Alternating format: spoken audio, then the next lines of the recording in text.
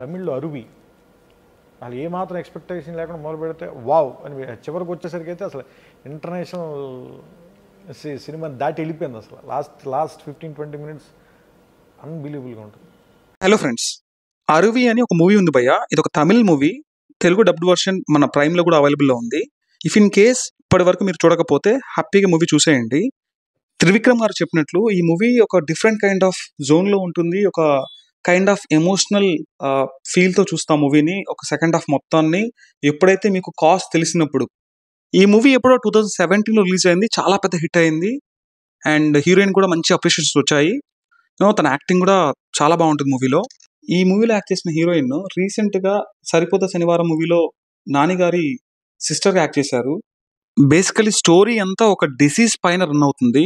ఆ డిసీజ్ హీరోయిన్కి వచ్చాక వాళ్ళ పేరెంట్స్ ఎలా ట్రీట్ చేశారు, తనని ఇంట్లో నుంచి పంపించేయడము, హీరోయిన్ తర్వాత ఫేస్ చేసిన ఇబ్బందులు ఏంటి, చివరికి హీరోయిన్కి ఏమవుతుంది, లాస్ట్కి పేరెంట్స్ హీరోయిన్తో కలిసిపోతారా, ఇది స్టోరీ.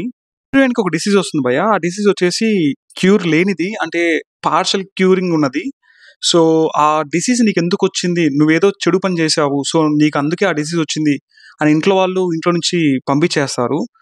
తనకు తెలియకుండా వచ్చిందని చెప్పినా వాళ్ళు నమ్మరు.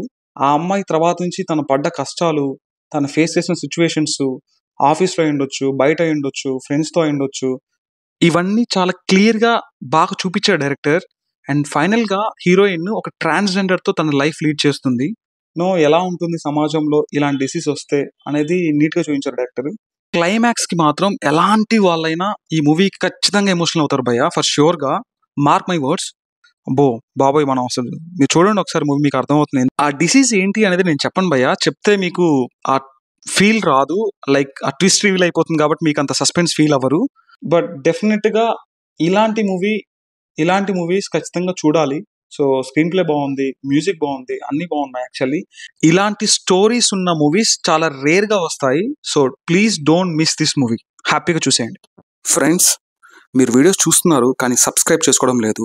మై హంబుల్ రిక్వెస్ట్, ఇలాంటి రివ్యూస్ కొరకు, మూవీ అప్డేట్స్ కొరకు kindly please subscribe our YouTube channel Review Ticket. See you again. Thank you.